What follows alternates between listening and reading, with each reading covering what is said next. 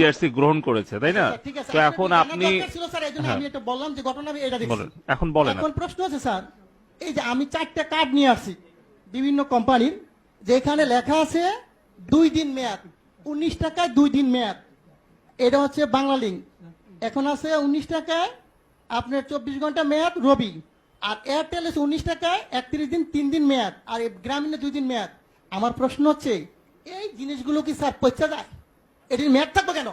আমার প্রশ্ন হচ্ছে মানুষের টাকা আপনি মনে করেন আমরা যদি 20 কোটি লোক হই, যদি 20 টাকা করে ভরি, আর একদিন সবাই কথা বললাম না, কত হাজার কোটি টাকা এই কোম্পানি নিয়ে যাচ্ছে, সিস্টেমের মাধ্যমে নিয়ে যাচ্ছে। এর আগে আমি বলেছিলাম, একটা নিউজে দেখাইছে 17 মিলিয়ন ভিউ হয়েছে। ওদিন থেকে উচিত ছিল এই সিস্টেমটাকে বাংলাদেশে বন্ধ করে দেওয়া। আমি বারবার বলেছি গরিব মানুষ ভিক্ষা করে, সে 20 টাকা ভরে।